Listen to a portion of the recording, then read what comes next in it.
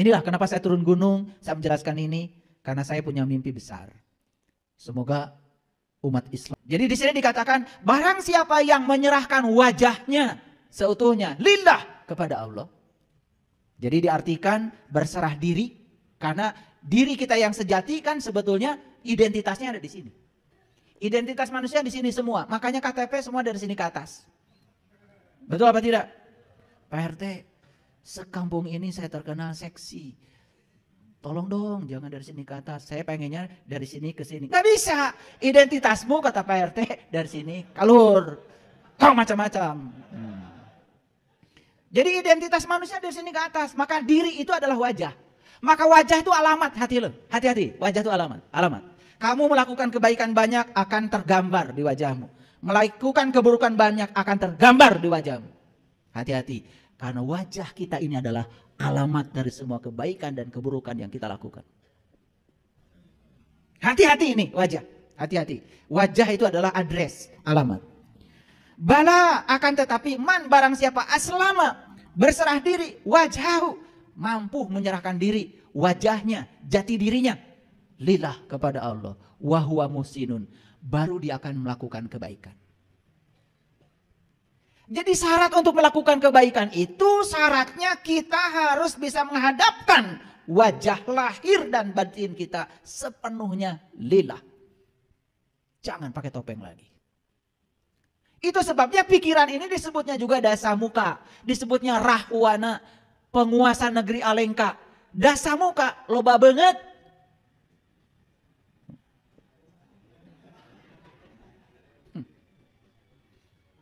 Artinya apa? Sepanjang kita masih dikendalikan oleh pikiran kita, sepanjang itu pula kita akan terus bertopeng.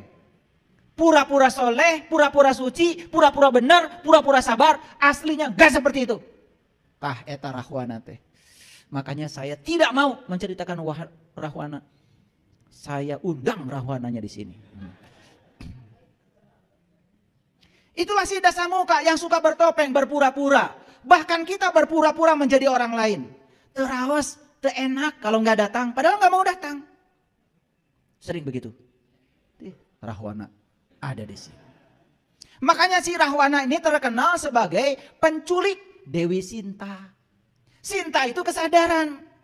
Rama itu siapa? Rama itu diri kita. Nah diri manusia itu namanya Rama. Makanya Rama pasangannya adalah Sinta. Sinta sering dicuri oleh Rahwana. Sebetulnya itu cerita Ramayana itu cerita diri kita. Karena kita sering kehilangan kesadaran. Dicuri oleh yuwaswisu, pikiran gelap kita. Itulah yang namanya Rahwana. Bertopeng, dasamuka. Sebetulnya wajahnya bukan 10, leuwih loba. Itulah pikiran. Saya kasih tahu para sahabat. Sepanjang kalian masih dikendalikan oleh pikiran hidup kalian. Sepanjang itu kalian akan terus berpura-pura. Siapa yang sedang ditipu? Dirimu sendiri. Berpura-pura sholat, padahal tidak sholat. Begitu Allahu Akbar, pikiran jalan-jalan kemana-mana. Terus berpura-pura. Tidak bisa ingat kepada Allah. Maaf, terpaksa saya harus bicara begini. Yuk, berhenti berpura-pura. Temukan dirimu yang asli. Jangan jadi rahwana. Jangan terus-menerus mencuri Dewi Sinta. Maka siapapun yang bisa berserah diri seutuhnya, wajahnya lahir batin kepada Allah, maka dia akan bisa melakukan kebaikan. Lihat saya semuanya, lihat kebaikan. Allah mengatakan di Quran, wa ahsin kama ahsanallahu ilaika. Berbuat baiklah kamu sebagaimana aku berbuat baik kepada kamu. Jadi sesuatu dikatakan perbuatan baik apabila mekanisme melakukannya seperti Allah melakukannya kepadamu. Yuk kita periksa sekarang. Apakah kita selama ini melakukan kebaikan? Periksa sekarang. Lihat Allah melakukan kebaikan. Apakah Allah melakukan kebaikan bergantung kebaikan kita? Apakah kamu melakukan kebaikan tergantung kebaikan orang pada kamu? Jawab. Rahwana. Kalau udah dibuka gini baru pada ketawa. Kemarin-kemarin susah jujur pada diri sendiri. Allah tetap baik walaupun kita tidak baik pada Allah. Jawab, apakah kamu tetap baik walaupun orang lain tidak baik kepada kamu? Rahwana. Jadi sebetulnya saya tidak salah bicara ini di sini. Ternyata yang hadir ngaraku deh. Gak apa-apa, lebih bagus ngaku daripada kita terus-menerus memojokkan orang. Saatnya kita melihat diri kita yang asli hari ini. Wa ahsin kama ahsanallahu ilaika. Berbuat baiklah kamu sebagaimana Allah berbuat baik kepada kamu. Jadi Allah berbuat baik itu tanpa syarat. Sementara kita berbuat baik selalu pakai syarat. Aku akan setia kepada kamu kalau kamu baik sama aku. Aku akan mencintai kamu kalau kamu terus memenuhi segala kebutuhanku. Pangeretan.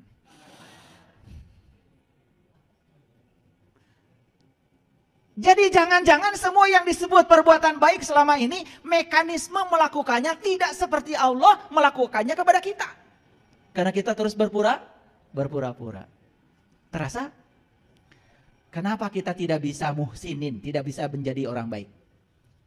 Karena kita belum bisa menghadapkan seutuhnya wajah lahir batin kita kepada Allah. Belum aslama, belum Islam. Belum, baru ngaku-ngaku saja.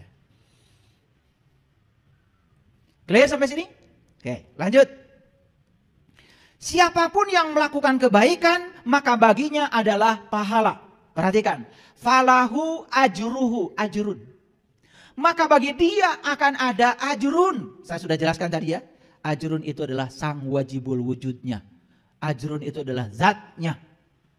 Jadi sebetulnya pahala yang sebenarnya adalah Allah. Untuk apa masuk surga kalau nggak ketemu Allah? Bukankah kenikmatan tertinggi di surga itu adalah berjumpa menatap kemuliaan wajahnya? Jadi pahala yang sebenarnya itu adalah ajrun. Maka di Quran kata pahala adalah ajrun. Falahum ajrun ghairu mamnun. Paham? Oke. Kalau saya bahas ajrun ini nanti perlu waktu 60 SKS. Itu aja dulu, itu dulu. Ya, jangan tanya lebih lanjut dulu ya. Jangan. Karena bagusnya dijawab oleh pengalaman pribadi kita nanti. Jangan dijawab oleh hayalan. Karena setiap pertanyaan kalau jawab, belum tentu jawaban itu adalah atas pertanyaan itu. Oleh karena itu, hati-hati. Sucikan terus pertanyaan. Jangan dikotori oleh jawaban yang keliru. Sucikan terus pertanyaan ya. Oke. Nah, siapapun yang sudah mendapatkan ajrun, sudah mendapatkan dia. Makanya para rasul, para nabi kan doanya, hasbunallah wa ni'mal wakil.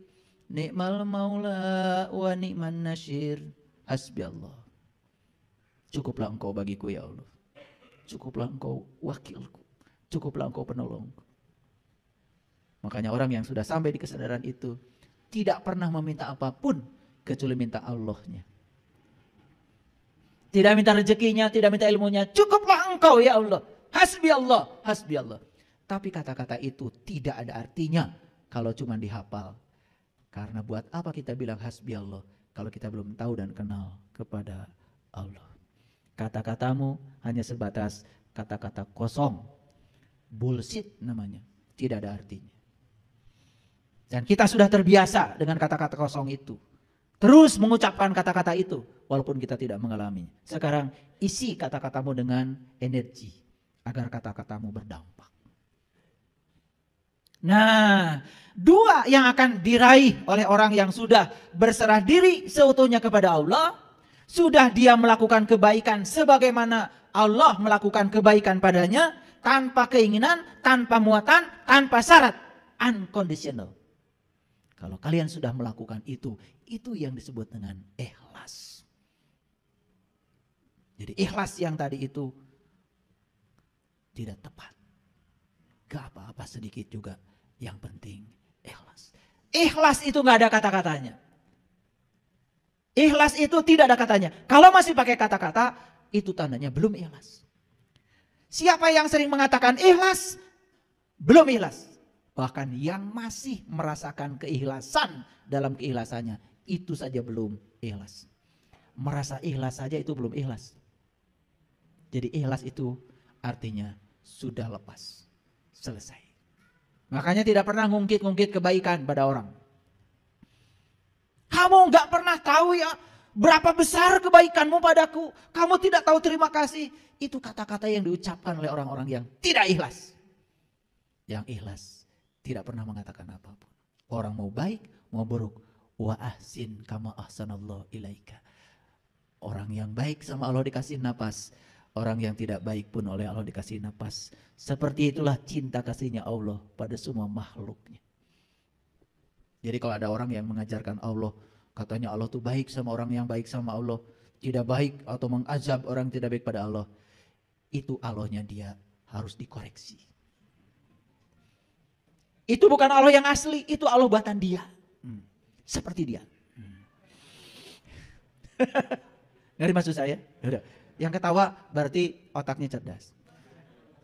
Ini ketawa belakangan. Rada cerdas.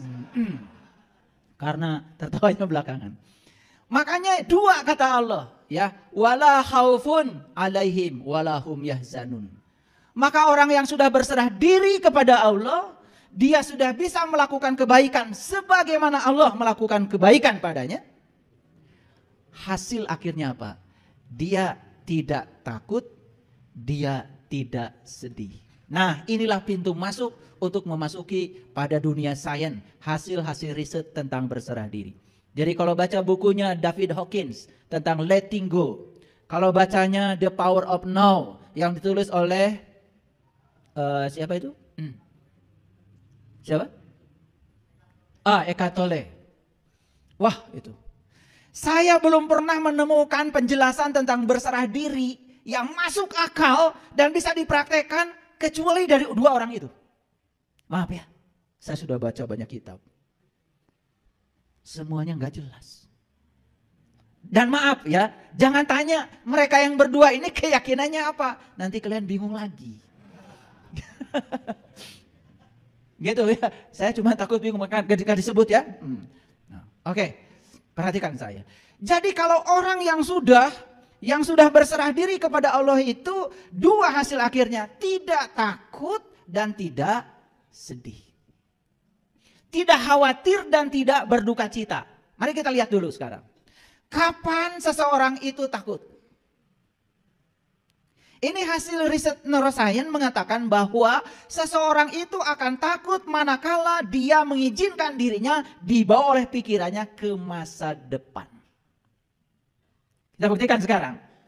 Kita bernapas sekarang? Bernapas. Ada duit ya di kantong? Pasti ada.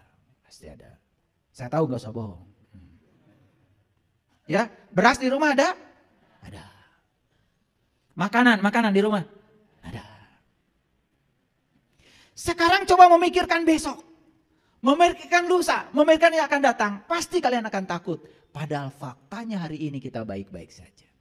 Jadi sebetulnya takut itu terjadi pada diri kita manakala kita mengizinkan diri kita dibawa oleh pikiran palsu kita ke masa depan. Clear? Jadi takut berasal dari mana kalau begitu? Dari kenyataan atau dari ilusi pikiran? Ilusi pikiran. Hari ini ditakutkan, kemarin faktanya hari ini baik-baik saja. Nih saya kasih tahu ya. Hari ini itu kemarin ditakutkan oleh kalian. Tapi ternyata kalian hari ini baik-baik saja. Duit ada. Buat ongkos ada. Makanya saya kasih tahu besok itu tidak ada. Untuk membuktikan besok tidak ada, maka naik angkot. Ada tulisan di angkot, hari ini bayar, besok gratis. Besok naik angkot lagi, bayar? Kata supir angkot, kan gratisnya isuk bu. Ada nggak besok? Nggak ada. Walaupun besok masih hidup kan hari ini lagi.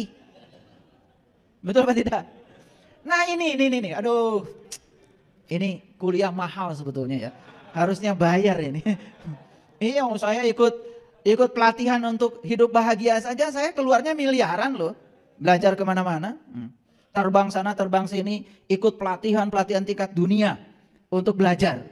Jadi saya ingin memadukan. Kenapa setelah saya belajar Quran, belajar agama, kok implementasinya belum sampai gitu. Itu rasa saya waktu itu.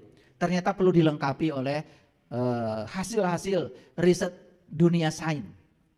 Dan ternyata begitu masuk itu, keren banget, luar biasa. Makanya saya berani mengajarkan berserah diri karena saya sudah mengalaminya.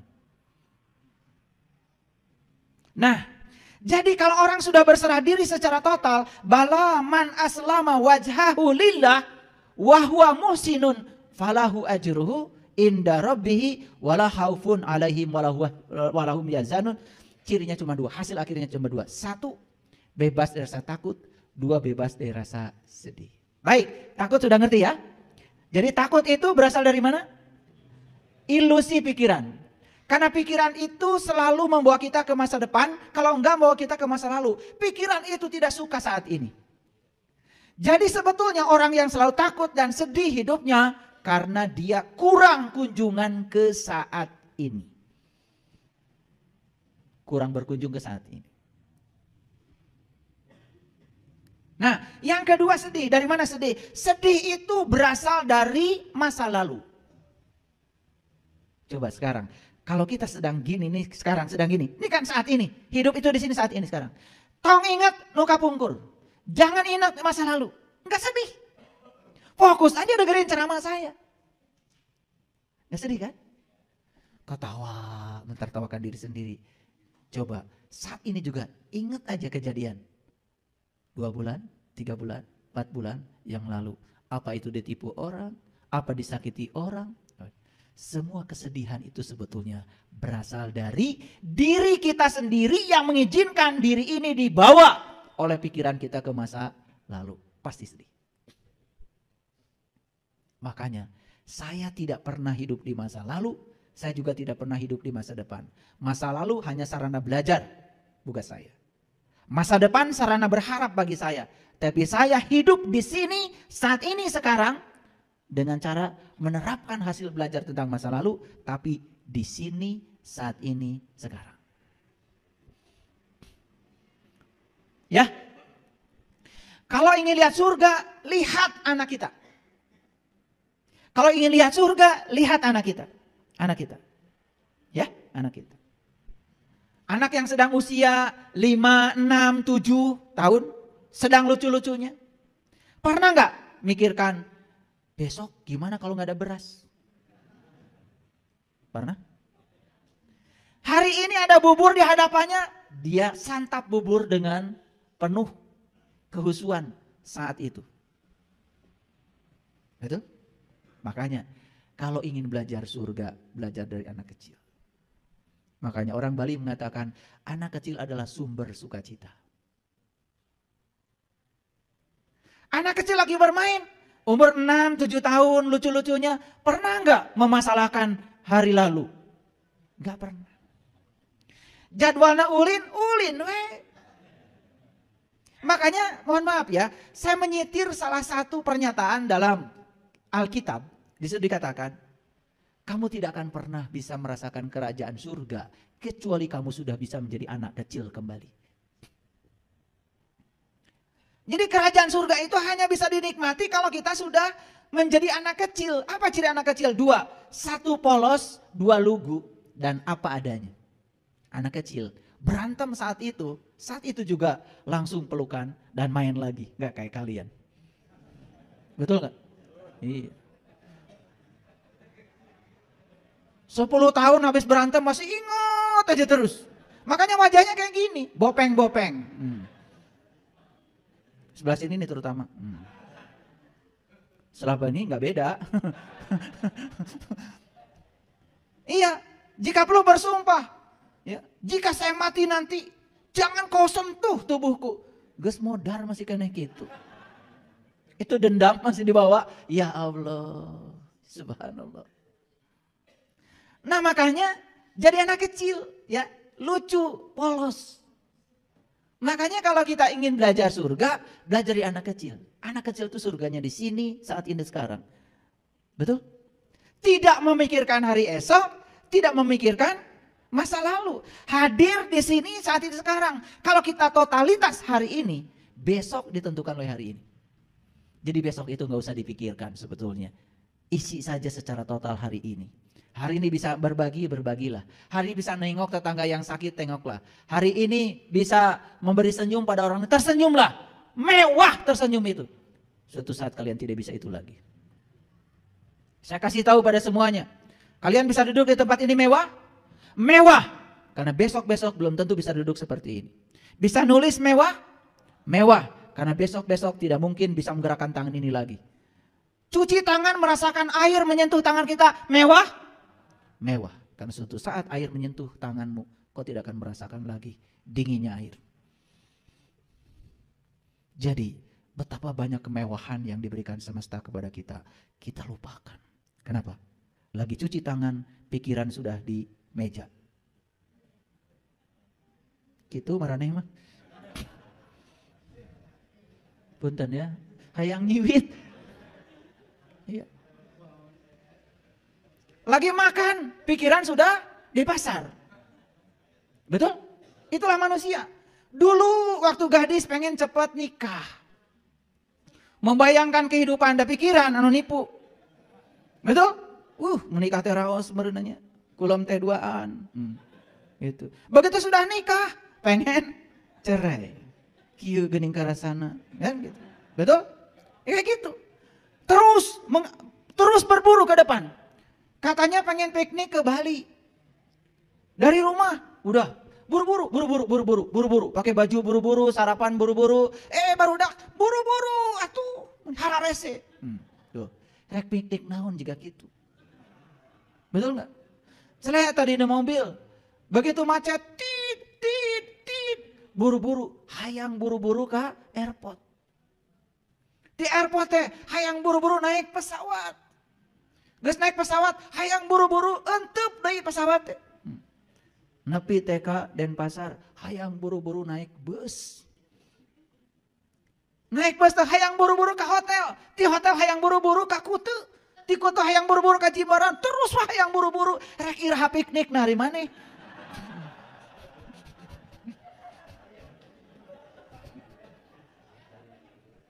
Kan we lah, cenah karasaeun.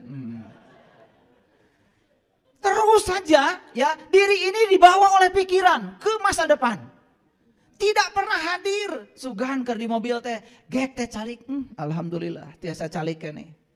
Begitu nyepang setir teh, alhamdulillah Gusti, abdi teh tiasa keneh nyepang setir. Hadir di situ saat itu, coba belajar hadir. Makanya kalau saya mau nyetir nggak buru-buru, jelek di mobil teh. Alhamdulillah mewah sekali. Bisa duduk, bisa menggerakkan kaki mewah. Sepanjang perjalanan saya nikmati. Saya dari rumah tadi tidak pengen buru-buru nyampe di sini.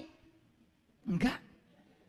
Saya nikmati perjalanan saya setel musik meditasi, saya setel lagu Ebit, saya nyanyi. Hadir aja di situ saat ini, cecelewengan, sorangan.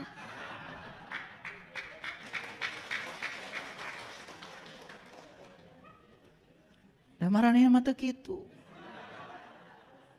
Rek ngaos cenah di rumah ka dieu, mau belajar berserah diri di jalan. Nit. Galewang ka dieu. Reka mana? Jadi semua kemewahan yang hadir di saat itu hampir tidak ternikmati. Betul? Itu sebabnya kita ini sering jadi diri palsu. Mengizinkan diri kita dibawa oleh pikiran ke masa depan dan masa lalu. Tidak pernah hadir di sini saat ini sekarang. Coba belajar berkunjung ke saat ini. Hadir di sini saat ini sekarang. Di situ kita akan merasakan kedamaian yang luar biasa. Ini belum dikasih tahu rahasianya. Belum. Ini baru ayatnya. Nah sekarang kita belajar. Jadi dari ayat ini Quran surat Al-Baqarah catat ayat 112. Mahal ini, mahal. Jadi ciri orang yang sudah berserah diri itu sudah tidak lagi takut, tidak lagi khawatir. Jadi berserah diri itu sebetulnya hadir di sini saat ini sekarang tanpa penilaian benar salah, tanpa penilaian baik buruk. Ini harus dipraktekkan. Coba begitu ada kejadian apapun saat ini, jangan menilai. Terima semua yang terjadi apa adanya. Jangan dinilai. Begitu dinilai kita akan memilih dan memilih itu mengambil yang kita sukai dan menendang jauh-jauh yang tidak kita sukai. Sepanjang hidupmu seperti itu berarti kita masih melawan Allah. Sekarang pertanyaannya, Adakah di semesta yang terjadi tanpa kehadirannya? Adakah di semesta yang terjadi tanpa kehendaknya? Kenapa kita selama ini masih mengambil ini dan menendang itu? Apa yang kita sukai kita ambil, kita cengkrang. Apa yang kita tidak sukai kita jauh-jauh buang. Sepanjang hidupmu seperti itu, sepanjang itu pula kamu tidak akan pernah bahagia. Hadir di sini, saat ini, sekarang, tanpa penilaian, tanpa penghakiman. Yakini semua yang terjadi karena ada kehadirannya. Itulah memahami kun fayakun. Kun fayakun, kehadirannya saja sudah cukup membuat sesuatu terjadi. Kalau dinilai oleh pikiran kita, jadi benar salah. Dinilai pikiran kita, jadi baik buruk. Itulah pikiran. Padahal semua yang terjadi adalah kebenaran. Ketika kita bisa menerima kebenaran, itu yang namanya sabar. Jadi apa itu kebenaran? Kebenaran adalah semua realitas hidup. Terima semua apa adanya. Tanpa penilaian, tanpa penghakiman. Disitulah kita akan bisa berserah diri. Itulah muslim itu. Kenapa kalian selama ini marah? Karena kalian menilai. Yang dinilai belum tentu kebenaran. Hanya benar salah menurut versimu sendiri. Betul? Saya tanya. Ketika anak nakal, pasti kita akan bilang salah. Ketika anak nurut pada kehendakmu, kalian bilang benar. Padahal anak itu sedang berusaha menjadi dirinya sendiri. Ketika anak nurut pada perintahmu, siapa tahu malah justru itu sedang melanggar jati dirinya. Karena dia sedang menjadi orang tuanya, tidak sedang menjadi dirinya. Tapi otak kita mengatakan itu benar. Karena dia nurut. Makanya doanya juga sing nurut, sing nurut. Gitu kalian. Budak teh kudu jadi indung bapana. Kalau begitu menghalangi keinginan semesta. Siapa tahu ya anak ini calon presiden. Indung bapana tukang tempe. Piraku anak kudu jadi tukang tempe. Bukan merendahkan tukang tempe. Tukang tempe itu mulia. Karena nenek kakek saya juga tukang tempe. Tapi saya tidak mau jadi tukang tempe. Makanya saya ada di sini. Karena nenek kakek saya walaupun nyuruh saya nyuci kedelai, nginjek-injek kedelai, supaya kulumutnya itu coplot. Bukan berarti nenek kakek saya ingin menjadikan saya tukang itu, tidak. Dan selalu kami diajarkan untuk menjadi diri sendiri.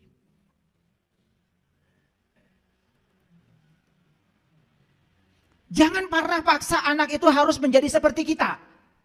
Karena apa? Siapa tahu anak disiapkan untuk menjadi lebih dari kita. Paham maksud saya?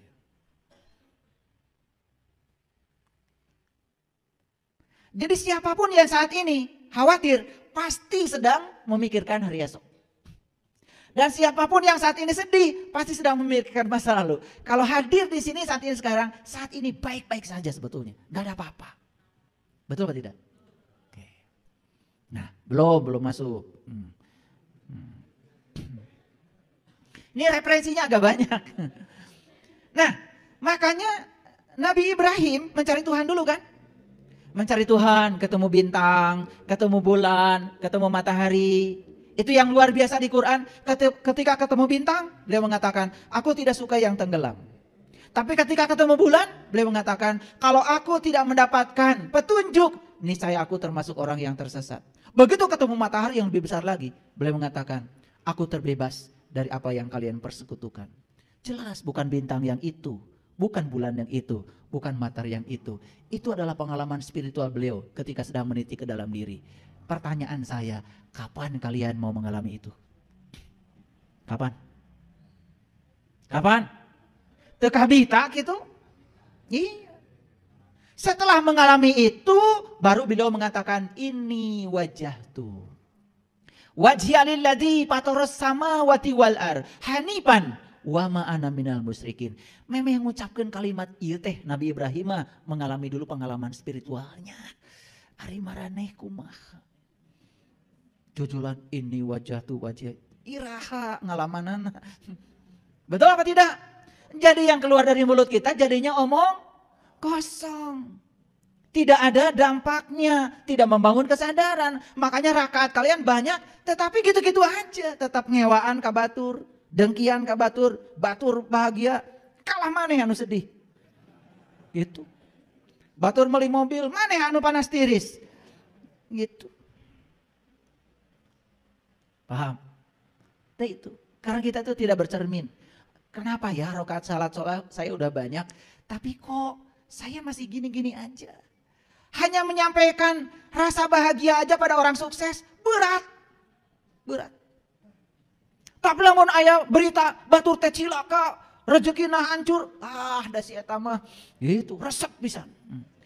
Itu tanda bahwa kita ini belum menjadi siapa-siapa. Yuk kita lihat. Apa kata Nabi Ibrahim? Inni wajahtu wajhiya lilladzi fataras samawati wal ard hanifan wa ma ana minal musyrikin. Sesungguhnya aku hadapkan wajahku kepada Zat yang telah menciptakan langit dan bumi dengan kerendahan hati, dan aku bukanlah termasuk orang-orang yang mempersekutukan Tuhan. Jadi ketika kita sholat, kita ingat ini, ingat itu sudah termasuk menduakan Tuhan. Gara-gara apa? Gara-gara kita nggak tahu Tuhan. Jadi Nabi Ibrahim itu mengatakan, aku terbebas dari apa yang aku persekutukan. Kenapa? Karena beliau sudah punya fokus. Makanya kalau leluhur-leluhur saya dulu mengatakan, kamu itu kalau menyembah Allah, kamu harus tahu dulu yang kamu sembah. Karena para nabi, para rasul juga mengajarkan begitu. Betul apa tidak? Iya. Nah, lanjutannya ini sedikit lagi. Baru dikatakan, kul. Nah, ini ada kul nih. Jadi kul itu apa artinya? Katakanlah, siapa yang nyuruh? Allah. Nah Allah itu kalau nyuruh sesuatu pasti sama orang yang sudah mengalami, merasakan. Kalian aja nyuruh ke anak misalnya, sok atuh dongengkeun piknik kamari teh kumaha. Berarti anaknya sudah piknik. Kolot jiga naon. Sok jang caritakeun piknik teh kumaha. Apaan kamari ulah cenah piknikna oge. Dicare kumaha jeung ku bapa. Ari ayeuna di tangga daun piknik. Sanu teh hidangna. Ini saya sedang ngasih pelajaran penting buat kalian. Kenapa di Quran ada kata kul, kul, kul, kul. Kul itu Allah menyuruh kita menceritakan apa yang kita alami. Lain anu diapalkeun. Coba. Di kalimat ini ada kul inna sholati, kul wa nusuki, kul wa mahyaya, kul wa mamati. Jadi ini perintah buat semua orang atau untuk orang-orang tertentu saja? Hah? Semua? Piraku untuk piknik disuruh ngomong. Kamarana ya tadi saya udah ngeceblek teh tengah arti keneh wae. Teu piknik disuruh ngomong, kalau tiga naon gitu. Perhatikan, kul itu hanya untuk orang yang sudah mengalami. Saya tanya, betul nggak sholatmu itu untuk Allah? Katanya buat pahala. Katanya pengen dapat surga. Katanya takut neraka, itu Tuhanmu. Kartos. Sok, rekseri deh. Betul nggak pengabdianmu itu untuk Allah? Bohong. Buktinya kamu masih mencari uang. Kalau kamu bekerja untuk Allah, sudah. Ya Allah, saya bekerja di tempat ini, saya yakin karena direncanakan olehmu. Dan saya bekerja di tempat ini karena engkau sedang memerankan aku untuk menjadi kepanjangan tanganmu. Menyampaikan cinta kasihmu pada semua orang yang butuh pelayanan keahlianku. Kerja aja. Dapat gaji? Gaji itu hanya akibat dari pelayanan kita. Itu yang disebut dengan mencari yang punya uang.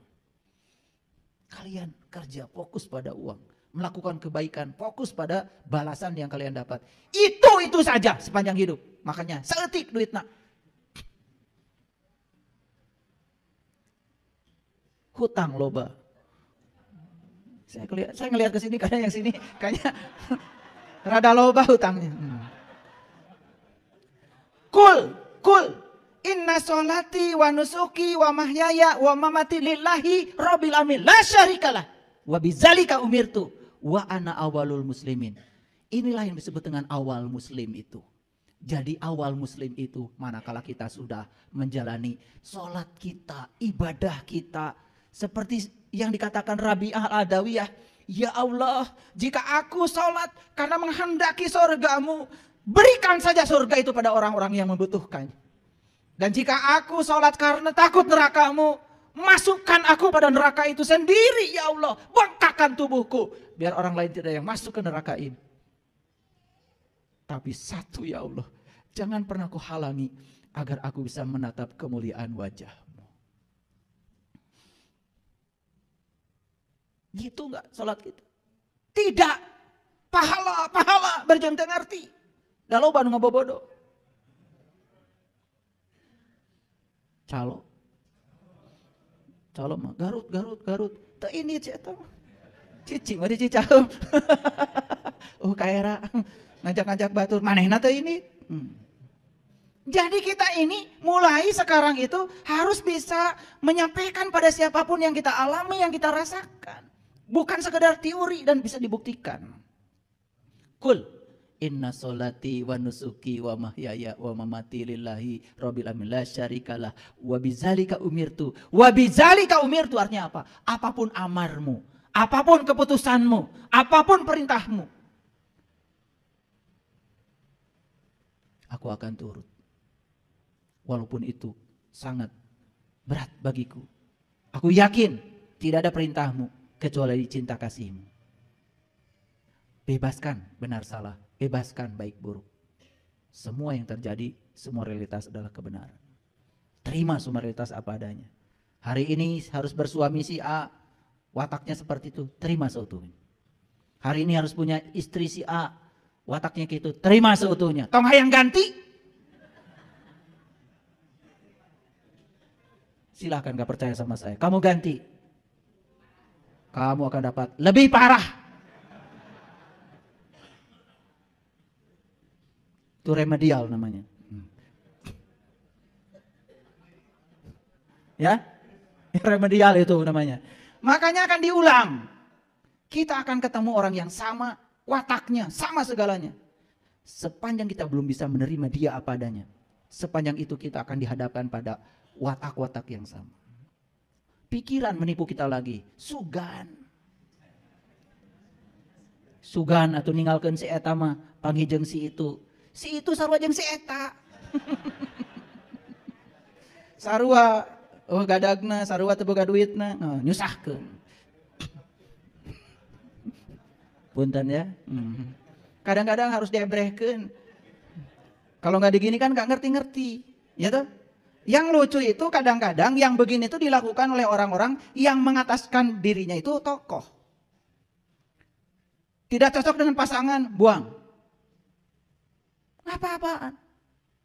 Masih ngajarkan kesabaran pada orang lain. Masih ngajarkan Islam pada orang lain. Manusia macam apa? Nggak tahu diri. Yang namanya pasangan itu kata Quran juga jelas. Azwaja itu pasangan. Pasangan mah kiri kanan. Gak pernah kalian beli sendal kanan-kanan. Gak pernah beli sendal kiri-kiri. Labuh. Betul apa tidak? Jadi azwaja itu pasangan. Pasangan kiri kanan. Beda. Tong hayang sarua. Sarua mau boga anak. Mun sarua mau boga anak.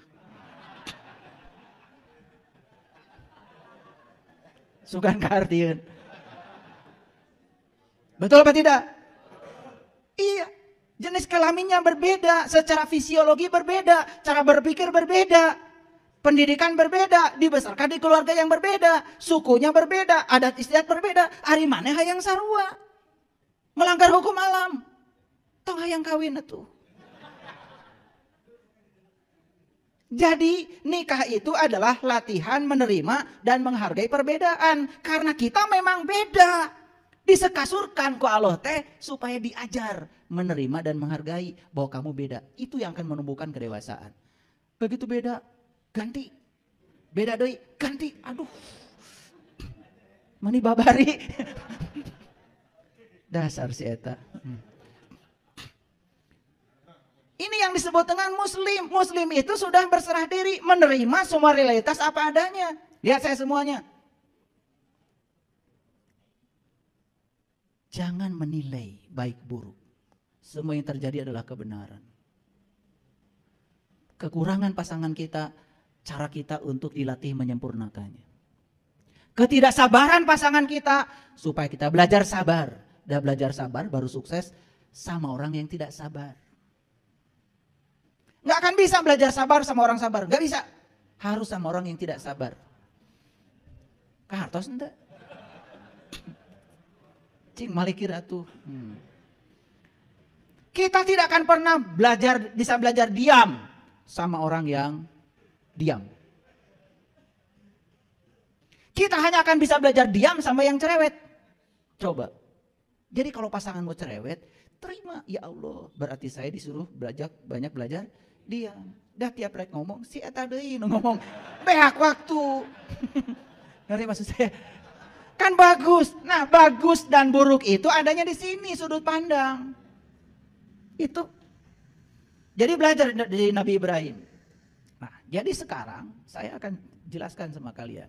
Apa sih rahasia berserah diri? Perhatikan kata demi kata. Penentu utama masa depan kita adalah kualitas kesadaran kita saat ini. Setuju? Penentu masa depan kita adalah kualitas kesadaran kita saat ini. Makanya tingkatkan kualitas kesadaran dari hari ke hari. Itu menentukan masa depan. Saya bicara kesadaran. Bukan bicara kebaikan. Kesadaran yang paling utama. Karena tidak ada kebaikan tanpa kesadaran. Yang kedua. Penentu utama kualitas kesadaran saat ini adalah berserah diri. Karena berserah diri adalah hal terpenting yang akan membawa perubahan positif dalam hidup kita. Lanjut. Pelan-pelan ya. Ini kesimpulan akhirnya. Dapat dipastikan bahwa tidak akan ada tindakan positif yang sejati yang akan terjadi dari keadaan kesadaran tanpa penyerahan diri. Tidak akan ada tindakan positif yang sejati. Kata Allah tadi, wa ahsin kama ahsanallahu ilaika.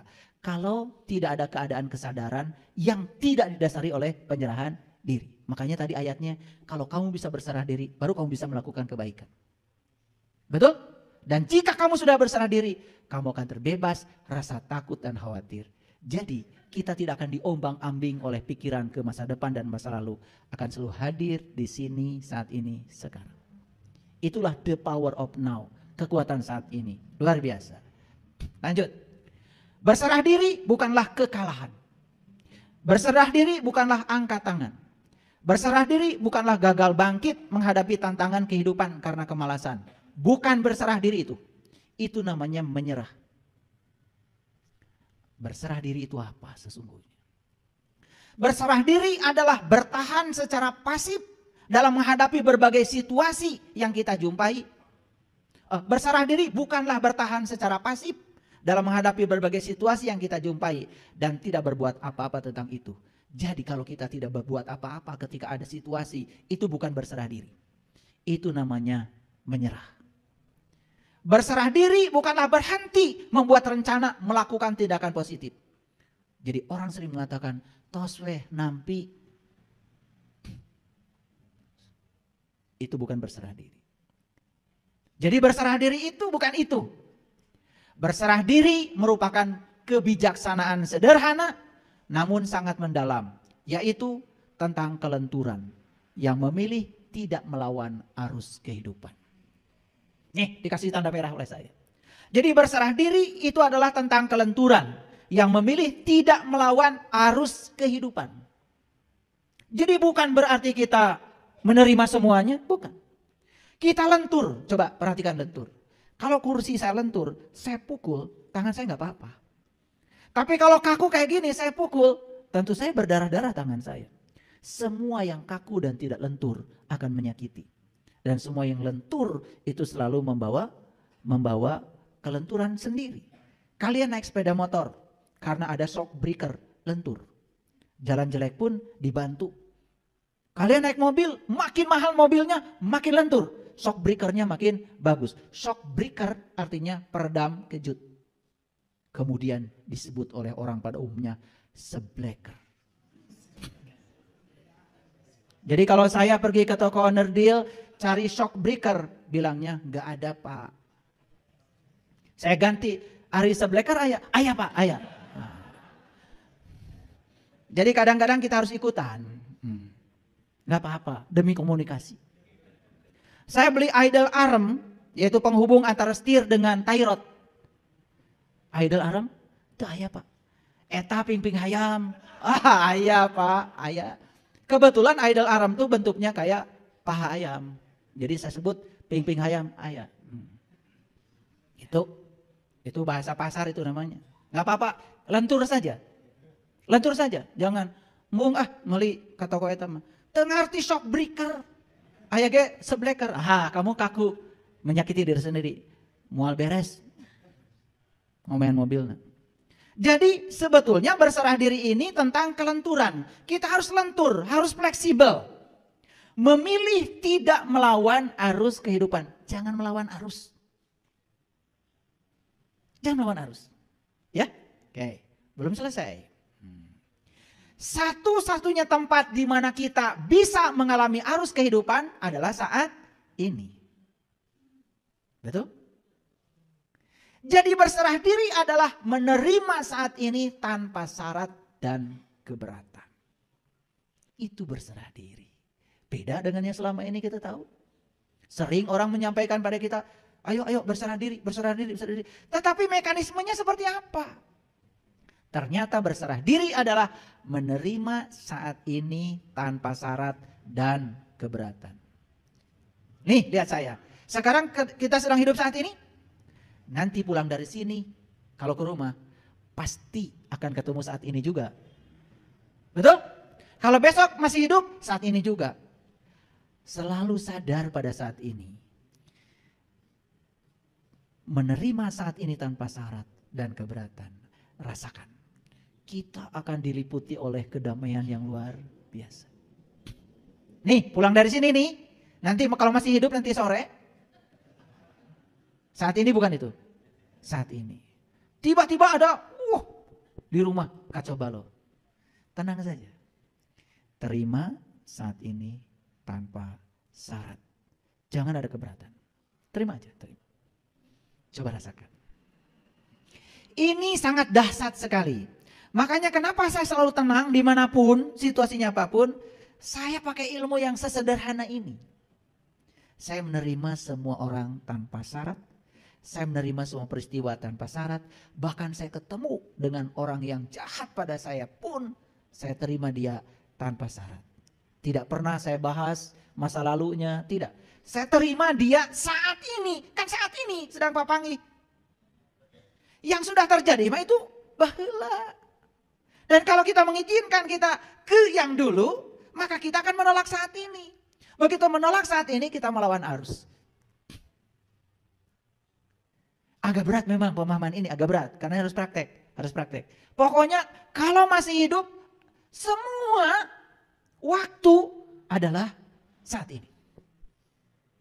Dan setiap peristiwa yang terjadi, apapun terima tanpa syarat. Jangan pakai embel-embel apapun. Lihat keajaibannya luar biasa. Seandainya pulang dari sini pasangan hidup kita ngaji lama-lama. Ingat langsung pelajaran. Saat ini. Saya terima saat ini tanpa syarat. Tidak keberatan. Ada orang yang marah-marah. Karena ini sedang latihan ujian saat ini. Wah keren. Kalau ini bisa dipraktekkan dalam hidup, ini keren. Cuman jangan paksa saya untuk cari bahasa lebih rendah dari ini. Ini sudah paling rendah nih saya bicara. Dan ini kalau dipraktekkan, dahsyat. Jadi anggap setiap waktu adalah saat ini. Sadar sepenuhnya saat ini dan terima apapun tanpa syarat. Tidak ada keberatan. Apa yang terjadi? Wah, itu akan kita terima kembali. Satu, kita tidak akan terjebak pada kemarahan. terjebak pada kenegatifan emosi. Tidak. Karena kita santai aja, menerima semua apa adanya. Tidak ada syarat, tidak ada keberatan. Nah, jadi berserah diri adalah melepaskan penolakan batin atau resistensi batin pada apa yang ada. Jadi melepaskan penolakan batin. Karena sebetulnya penolakan itu berasal dari dalam diri kita sendiri. Lepaskan penolakan itu. Itu yang namanya berserah diri. Jadi pantas kalau Allah bilang, janganlah kau mati kecuali sudah berserah diri. La tamutunna illa wa antum muslim. Oke, sedikit lagi. Resistensi batin selalu berkata tidak pada apa yang ada. Jadi batin ini selalu menolak apa yang ada. Kenapa? Terutama batin yang gelap. Karena dibawa pikiran ke masa depan, dibawa pikiran ke masa lalu. Lihat saya semuanya. Suka nggak kita mengatakan, itu raos ngan hanya kurang loba. Suka gitu kan? Itu namanya sedang menolak apa yang ada. Kelihatannya itu sepertinya heureuy, tetapi sebenarnya kita sedang melakukan resistensi batin. Karena apa? Kita tidak seutuhnya menerima. Kalau ibu saya digitukan, itu lebih pintar lagi. Jadi kalau sambal, itu sudah diukur loh oleh ibu, siapa orang yang datang, segitu takarannya. Suka gini, mak, aduh meniraos sambal, hanya kalau seetik, mun dijieun deui moal ngeunah, mata ngeunah ge saeutik. Gitu, kalau ibu saya pintar, lebih pintar lagi. Gitu, betul itu. Kalau pakai nafsu, bikin lagi yang banyak, yang berikutnya itu sudah nggak enak. Sebab enak itu karena sedikit. Yang berikutnya ibu saya mungkin sudah diperintah, tapi yang awal itu ibu saya ingin memberi. Jadi cinta itu beda di situ. Yang berikut sudah ada tuntutan. Makanya kalau ibu saya digitukan, nggak nyaman lagi. Ngaleo saya ke kamar, gelem. Itu sampai sekarang. Pendidikan itu terasa di saya. Jadi oleh karena itu jangan pakai kalau, jikalau, jangan. Meskipun atau misalkan coba ya, gitu. Coba jangan begitu. Geus puguh kajadian kieu. Coba jangan begitu. Itu kita sedang menghujat, kita sedang demo, kita sedang protes. Artinya kita sedang tidak bisa menerima apa yang ada, apa adanya. Coba sekarang belajar menerima semua saat ini apa adanya tanpa syarat. Wah, kalau dipraktekkan ini ibu bapak luar biasa. Luar biasa. Bahkan semua orang menjadi sangat nyaman dengan kita. Karena tidak ada penghakiman, tidak ada kemarahan, tidak ada juga menyalahkan, tidak ada penyesalan. Maka saya pernah mengajarkan 7 jangan. 1, jangan suka menyesali keadaan. 2, jangan suka memikirkan sesuatu yang sulit untuk diubah. Apa itu? Masa lalu. 3, jangan memikirkan hari esok yang tidak-tidak. Itu masa depan. Yang keempat, ya, jangan tersinggung dengan hal-hal yang sepele. Yang kelima, jangan iri hati. Yang keenam, jangan hidup dengan pembanding. Jangan pernah bandingkan diri kita dengan siapapun. Yang ketujuh, jangan menganggur. Jangan menganggur, karena orang yang menganggur itu sok sagala kapikiran. Nuh gawe mas sagala jadi masalah. Makanya titipkan ya tugas pada orang sibuk, pasti selesai. Jangan titipkan tugas pada orang yang banyak waktu, sering menunda. Oleh karena itu, masalah semua berasal dari penundaan. Karena kalian waktunya terlalu banyak. Sibukkan diri. Sibuk. Resistensi batin itu akan menjadi nyata ketika berbagai hal menjadi berserba salah. Akibat adanya kesenjangan antara tuntutan atau harapan yang kaku dari pikiran kita. Jadi begitu kita terus menerus ya. Kenyataannya begini, pikiran pengennya begitu. Kenyataannya begini, pikiran pengen begitu. Terjadi perang terus menerus. Terjadi kesenjangan yang luar biasa. Akibatnya sulit menerima yang ada. Sekarang ajarkan pikiran untuk belajar menerima semua tanpa syarat. Oke? Ngerti sekarang berserah diri? Berserah diri adalah menerima saat ini apa adanya, tanpa syarat, tidak ada keberatan, apapun yang terjadi, terima saja. Jadi bukan berarti kita tidak melakukan perubahan terhadap itu. Tetap melakukan perubahan, tetap melakukan tindakan positif. Tetapi yang paling utama adalah terima dulu tanpa syarat. Jadi kalau besok mati sudah berserah diri. Lusa mati berserah diri. Setahun yang akan datang mati sudah berserah diri. Karena semua adalah saat ini. Nah, kalau saya bahasakan, ini bahasanya para psikolog ini, hasil riset ini, wah bahasanya luar biasa. Pakai skala emosi dan lain-lain. Ini saya sederhanakan dalam bahasa yang gampang dicerna. Jadi berserah diri, ingat. Ya, begitu ada peristiwa, langsung saat ini, di sini, sekarang. Walaupun tidak mengenakan, saya terima semua hal apa adanya. Tidak pakai syarat apapun. Tidak ada keberatan apapun. Latih diri, lama-kelamaan kita akan menjadi sangat mudah menerima kenyataan hidup. Terutama yang kita tidak sukai. Dan ternyata yang luar biasa, Allah selalu menunggu di tempat yang kita tidak suka. Hebat ya. Jadi kenapa kita sampai hari ini susah sekali ketemu dia? Karena dia dihalangi oleh kita sendiri. Yang kita sukai saja yang kita ambil. Yang kita tidak sukai tidak kita ambil. Padahal dia menunggu di tempat yang kita tidak suka. Bertemu dengan orang yang menyakiti kita memang tidak mudah. Tetapi kalau kita bertemu dengan dia dan bisa memaafkannya dengan luar biasa, maka kita bertemu Allah. Allah selalu menunggu di tempat yang kita tidak suka. Ya ayyuhallazina amanu taqullaha haqqa tuqatih la tamutunna illa wa antum muslimun. Kalau kita selalu begitu, kita tidak takut lagi dengan kematian. Kenapa? Sudah berserah diri. Bisa menerima setiap saat apa adanya tanpa ada penolakan. Wah, keren. Itulah yang disebut dengan muslim. Berani sekarang aku muslim?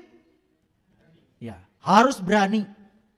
Saya muslim dan saya akan pertanggungjawabkan pengakuan saya.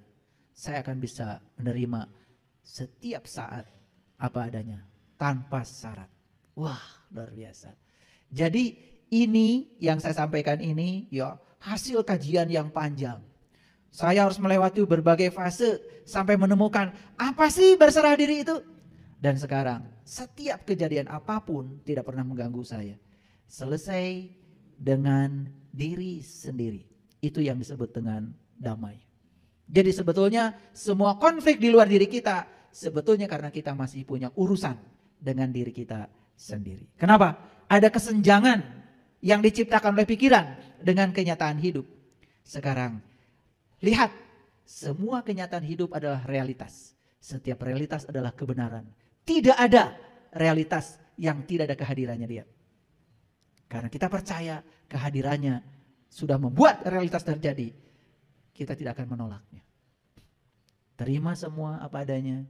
Maka itulah yang akan membuat kita menjadi tenang, tentram, damai, bahagia, suci, bersih, indah, mulia.